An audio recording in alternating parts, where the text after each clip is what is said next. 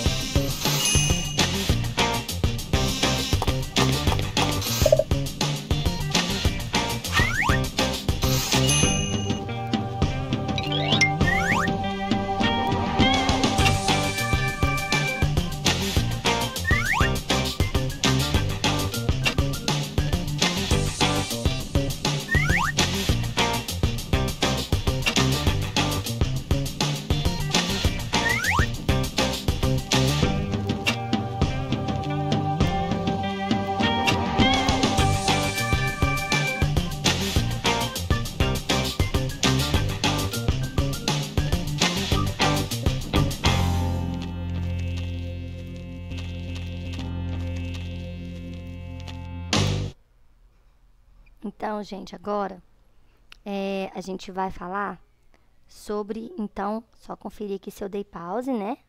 Eita, que eu não dei pause. Agora eu dei. Então, vamos lá. Agora a gente vai falar, então, sobre as estruturas do olho, sobre as partes do olho, tá, sexto ano? Então, vocês devem ter percebido que o vídeo, ele traz pra gente informações variadas sobre o sentido da visão, características importantes sobre essas partes do olho, e agora a gente vai falar especificamente um pouquinho sobre cada um. Este conteúdo é um conteúdo que está na página 26 do livro e vai até a página, deixa eu conferir para vocês, até a página 33. Nós vamos falar, né, de uma maneira geral, o conteúdo, e vocês têm que fazer a leitura do livro, marcar algumas partes importantes que eu mesmo vou falar com vocês algumas que é importante que vocês marquem. Então, quando a gente olha o olho, a estrutura externa, quando a gente bate o olho no olho, o que a gente vê? Do bate o olho no olho, o que a gente vê já? Para início de conversa, existem estruturas externas do olho que são importantes e a gente nem imagina, tá? Ou não percebe que são importantes, como, por exemplo, os cílios. Os cílios são extremamente importantes porque eles protegem a entrada de objetos estranhos dentro do nosso olho. Dependendo do tamanho do cisco, o próprio cílio, na hora que a gente fecha os olhos, ele já protege, tá? Da entrada de substâncias no olho. Uma outra coisa importante que nós temos que também nos protege os nossos olhos, é a pálpebra, tá? Existem alguns animais que nem pálpebras têm. Então, eles não têm, por exemplo, o período de descanso, de sono deles não é retratado da forma que o nosso, que é com o olho fechado, tá? Então, pálpebras que nós temos, essa pelinha, né, que a gente tem, que desce sobre o olho e também está relacionada à questão de proteção e lubrificação dos olhos. Bem, além disso, a gente quando olha o olho, existe já uma camada externa que brilha bastante, que a gente chama de córnea, tá? Essa parte que a gente passa o dedo, se a gente colocar o dedo no olho aí sem querer, né, gente? Sem querer, você não vai fazer isso agora. Se você coloca o dedo no olho, essa parte que você encostou no olho se chama córnea.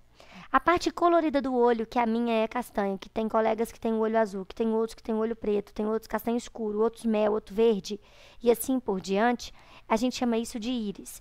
O pretinho do olho a gente chama de pupila, e a esclera é a parte branca. Bem, o que é então a visão? A visão é um sentido extremamente importante, pois nos possibilita ver todas as coisas ao nosso redor. Ou seja, diferenciar o que está perto do que está longe, que cor que tem, se está grande, se está pequeno, se é importante, se não é, se é um sinal de alerta ou se não é, se eu preciso correr ou se eu não preciso, né? Ele nos ajuda a interpretar o meio. Né? E ele é composto de estruturas extremamente importantes, que vocês fizeram atividade na semana anterior, né? Que era para desenhar o olho, e de nervos e músculos que vão estar relacionados à interpretação e à movimentação de estruturas no olho. Bem, quando a gente olha esse desenho simples do olho aí, existem estruturas que são extremamente importantes para o processo da visão. Professor, existem mais estruturas, não existem? Sim, existem outras inúmeras. A gente vai começar com esse aí. Então, como eu disse, a estrutura que vai, vamos colocar uma corzinha na nossa canetinha, a gente poder mostrar aqui. Então, a gente vai ter aqui, ó, esse buraquinho aqui, ó, é o buraquinho, é um buraco mesmo, tá, gente? Isso é um buraco. Esse buraco aqui, a gente chama de pupila, tá? Então, a gente vai ver isso como um ponto preto dentro do olho, é um buraco, tá bom? A gente vai ver como um ponto preto. E vocês vão aprender depois que vai nos ajudar a entender o ambiente, a questão da luz, da acomodação visual. Se eu chego num ambiente que tem muita luz, a pupila vai ter um tamanho. Se eu chego num ambiente que tem pouca luz, a pupila vai tomar um outro tamanho. Uma outra coisa importante nesse desenho que a gente tem que ver é isso aqui, ó, a íris. A íris é a parte colorida do olho. Então, eu vou desenhar aqui ela colorida, apesar de que não colorir ela de amarelo, tá? Com marca-texto. Marca-texto. Essa estrutura aqui, ó, é a parte colorida do olho. Então, a minha é castanho claro. A de outros colegas de outras cores. Então, essa parte amarela é a íris, a parte colorida do olho, tá bom? Essa estrutura que está aqui, ó, sobre essa lente, que tá aqui, isso aqui é uma lente, tá, gente? Como se fosse mesmo uma lente. É uma lente, tá? Essa lente, ela é uma lente que a gente chama de convexa, convergente, tá bom? E essa lente, ela tem uma importante função no processo de receber os raios solares, os raios de luz, para a gente poder interpretar as imagens. Bem, uma outra lente que nós temos é essa aqui, ó, que é o cristalino. Então, essa aqui também é uma lente. Então, nós temos duas lentes. O cristalino, ele é preso pelos músculos, os músculos do olho. E é o cristalino, esse que eu estou colorindo aqui, ó, que vai ter a função de realmente conseguir receber esses raios, essa luz que entra no olho e mandar essa luz para algum lugar específico que a gente vai chamar de retina, que é essa camadinha aqui, ó, que a gente precisa receber aqui, ó, a imagem para poder haver a interpretação do que a gente está enxergando. Então, vamos pensar aqui. Os raios, a luz entra nos olhos, tá? Entra, ela vai passar por esse cristalino e ela tem que chegar aqui, ó, na retina, tá bom? Se ela não chega na retina, acontece da gente não enxergar corretamente. Então, sempre vai ter que chegar na retina. Se a luz chega no meio do caminho, a gente vai ter problemas de visão. Então, a luz tem sempre que chegar aqui, no fundo do olho. Depois disso, essa imagem, essa informação vai passar pelo nervo óptico e vai parar lá no cérebro, tá? Então, ela vai vir aqui o cérebro lindo aqui, ó, com o encéfalo lindo aqui, ó. O encéfalo todo aqui, ó. Aqui é o cerebelo, aqui é o cérebro lindo, maravilhoso da professora. Então, o nervo óptico ele vai levar informação para o cérebro. Nossa, perfeito seu desenho, professora, maravilhoso. Então, vamos ver um pouco mais essas características. Então, chamamos de córnea uma camada transparente que recobre o olho na sua porção anterior. Então, essa parte de fora do olho que é recoberta, a gente chama de córnea. Professora, onde está isso? Na página 26, fala assim, olha, página 26. A esclera é a camada mais externa do olho, tem aspecto fibroso e esbranquiçada, o que popularmente chamamos de branco do olho. Então, a esclera é o branco do olho. Na região externa do olho, a esclera parece ser projetada um pouco para fora, com um formato esférico e torna-se transparente. Essa parte é chamada de córnea e permite a passagem da luz para dentro do olho. Como eu disse, é uma lente, né? E é uma película que passa sobre o branco dos olhos. Bem, a coreoide, gente, é uma camada que nós temos aqui, ó, tá?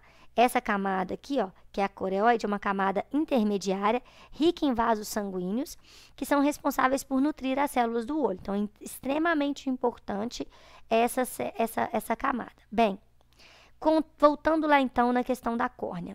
Na porção anterior da lente, há uma membrana colorida que recebe o nome de íris, que a gente já falou no vídeo, no slide anterior, que é responsável por controlar o tamanho da pupila, como eu comentei com vocês. A pupila é o buraquinho do olho que vai ter, a gente vai falar de acomodação visual daqui a pouco, e a gente vai ver que vai controlar a entrada de luz no olho, né?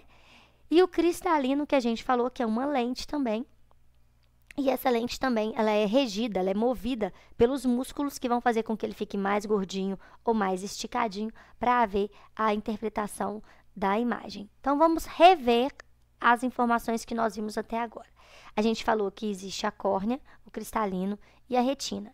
Na retina, eu falei com vocês que a imagem ela tem que ser projetada na retina, tem que acontecer lá na retina. Na retina, gente, existem células sensíveis à luz, que a gente chama de cones ou bastonetes. Os cones, eles são extremamente importantes para a gente interpretar as cores. E as cores que são interpretadas no cone é o vermelho, o verde e o azul, tá? Cones interpretam cores. Já nesse mesmo local da retina também tem outros tipos de células, que a gente chama de bastonetes, que estão relacionadas à interpretação de luminosidade. Então, nós interpretamos nessa região cores cinzas, cinzas dos mais diversos tons. Quando soma cone e bastonete funcionando juntos, a gente consegue interpretar se a cor é clara, se a cor é escura, se é azul claro, se é azul escuro, se é laranja claro, se é laranja escuro, se é amarelo, se não é. Nós conseguimos interpretar. Por quê? Porque os bastonetes, eles vão nos mostrar a intensidade de luminosidade dentro do olho. Se nós não tivéssemos cones, só tivéssemos bastonetes, nós enxergaríamos tudo com um formato de cinza. Então, tudo teria cinza na sua composição. Nós veríamos todas as coisas com tons diferentes de cinza, mas tudo seria cinza, tá?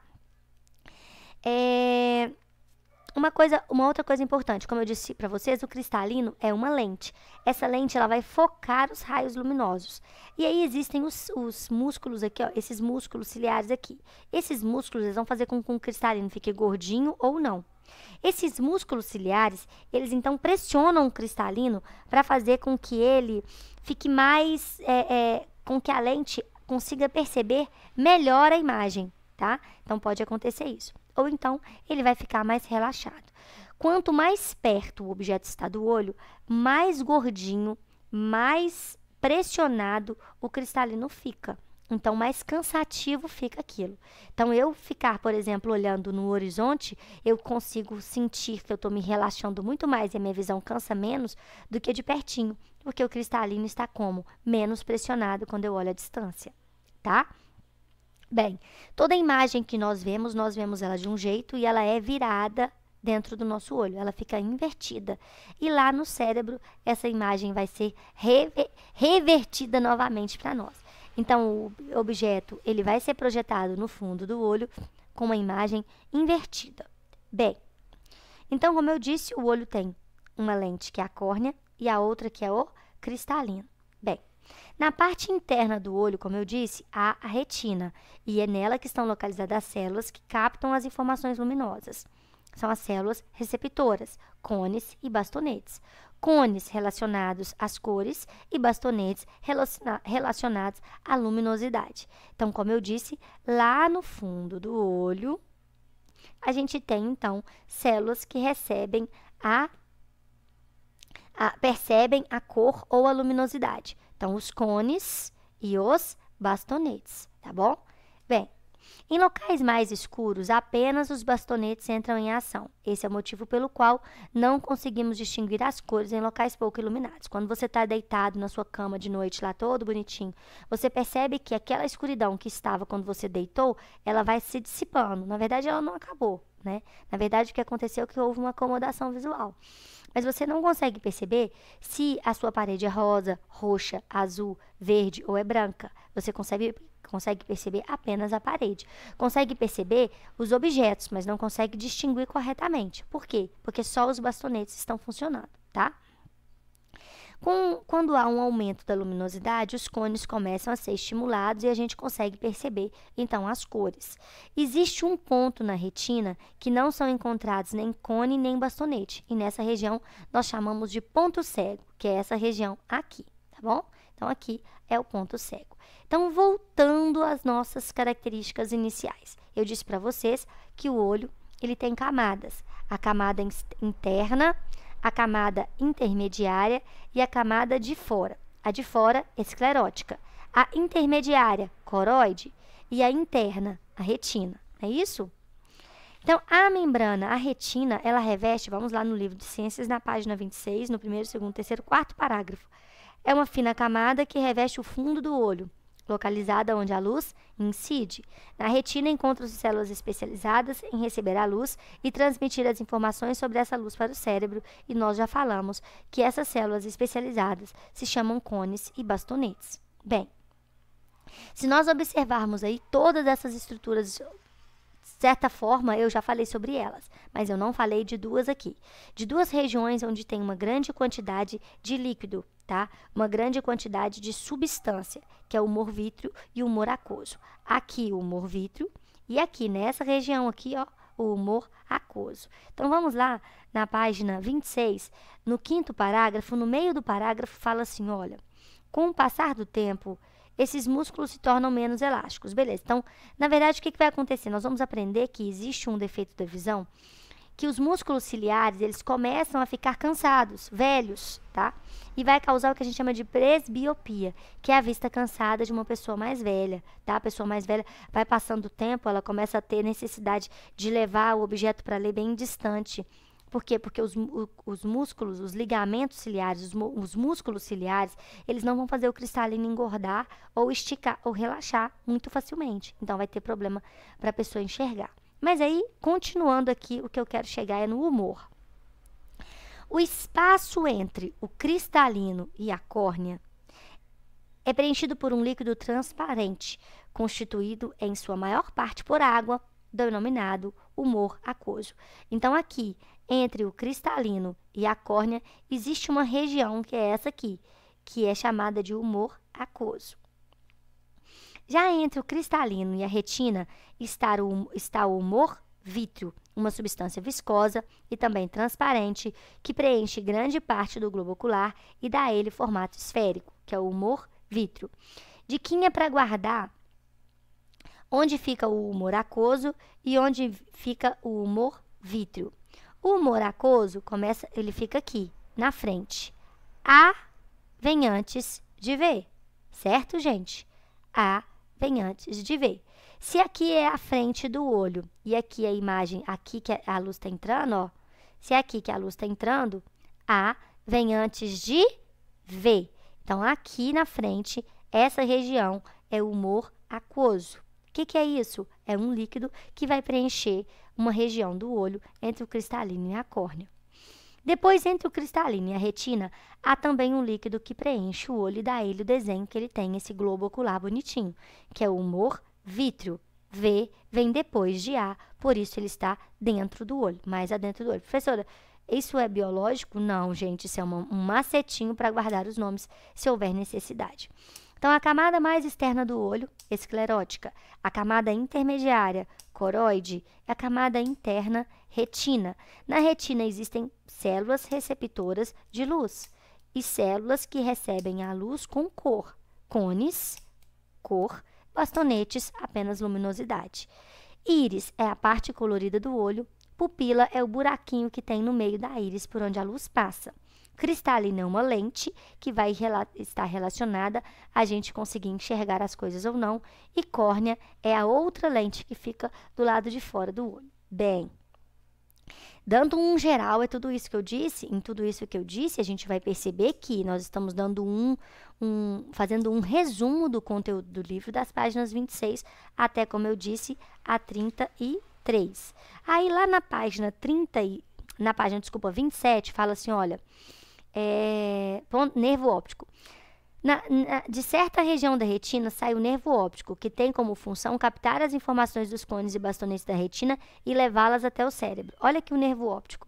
O que o nervo óptico vai fazer? Ele vai captar as informações que a retina interpretou e vai levar para o cérebro entender, interpretar e mandar a informação novamente para a gente poder realizar alguma atividade.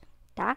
Então, é isso que acontece. Bem, então a formação da imagem, como que acontece a formação da imagem? A luz entra pelo olho, passa pela córnea, pelo cristalino e vai ser projetada onde? Na retina, uma visão normal vai acontecer de chegar lá na retina.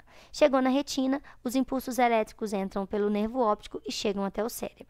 Bem, para percebermos as mensagens e transformá-las em imagem, a luz tem que seguir caminhos. Se esse caminho não for o correto, a gente vai ter problemas de visão, tá bom? Mas antes da gente chegar nos problemas de visão, lembra que eu comentei que a pupila é um pontinho preto dentro do olho que vai fazer a adaptação visual? Vamos pensar. A pupila, esse pretinho que tem aí, se eu tiver num ambiente muito claro, ela vai ficar menorzinha. Por quê? Porque ela vai tentar fechar a quantidade de luz que entra dentro do meu olho. Vai tentar diminuir a quantidade de luz que entra dentro do meu olho, para proteger o meu olho. Então, a íris mais a pupila vão fazer movimentos para que a minha pupila fique menorzinha e entre menos luz. Funcionando, então, como uma cortina da nossa casa. Quando a gente quer que entre menos luminosidade, nós fechamos a cortina, tá bom? Agora, quando a gente chega num ambiente que está muito escuro e que está precisando de luz, a gente, no mínimo, acende a luz. Mas a gente pode também abrir a cortina. E isso acontece também com a pupila. Quando a pupila ela dilata, quando ela abre, a intenção é de que entre mais luz dentro dos nossos olhos. Até porque, como eu disse, a pupila é um buraco. Então, esse buraco maior entra mais luz. Esse buraco menor entra menos luz. Então, cuidado, porque é uma informação que parece muito simples, mas não pode esquecer. Se eu estiver num ambiente muito claro, a minha pupila provavelmente vai ficar menor. Se eu estiver num ambiente muito escuro, a minha pupila vai ficar maior. Bem, e os problemas da visão? Lembram que eu comentei que a imagem tem que ser construída em cima da retina? Se acontece dela ser projetada no meio do caminho ou atrás da retina, a pessoa vai ter problemas de visão. No caso da miopia, a pessoa tem um problema nas lentes cristalina e córnea. E aí, a imagem ela não é projetada na retina, ela é projetada fora do lugar correto. E por isso a pessoa vai ter problemas para enxergar. No caso da miopia, a pessoa tem problemas para enxergar de longe. Então, ela enxerga bem de perto e de longe não enxerga bem. No caso da hipermetropia, a imagem que deveria ser projetada lá bonitinha na retina, não vai acontecer na retina. Vai acontecer atrás da retina. E aí a pessoa também vai ter problemas para enxergar. E aí o problema dessa pessoa é para enxergar de perto. Agora, no caso do astigmatismo, as lentes, a córnea, ela é toda cheia de irregularidades. Ela é como se ela tivesse cheia ela é imperfeita. Ela é cheia de quebra-mola, cheia de imperfeições. Ela é torta. E aí, não vai ter um ponto fixo para a luz chegar na retina. Vai chegar a cada hora num lugar. E aí, por isso, a pessoa vai enxergar tudo muito embaçado. Então, vamos ver isso aí na imagem. Olha lá. No caso da visão normal, a pessoa vendo normal, ela enxerga de longe e de perto, né? Na miopia, a pessoa não enxerga de longe. Na hipermetropia, ela enxerga de longe, mas não enxerga de perto. E no astigmatismo, olha, tá tudo embaçado. Do mesmo jeito, olha aí, nesse exemplo que a gente tem. A visão normal, a gente enxerga tudo, Miopia, o problema para enxergar de longe. Hipermetropia, para enxergar de perto. E astigmatismo, tudo embaçado. Então, a gente vê que a miopia é uma dificuldade para enxergar de longe. A hipermetropia, para enxergar de perto. O astigmatismo afeta a pessoa para enxergar tanto de perto quanto de longe, ficando os objetos todos embaçados. Eu gostaria muito que vocês lessem todo o conteúdo até a página 33 para a gente falar mais em breve. Beijo grande e tchau, tchau. Beijo, beijo. Tchau, tchau.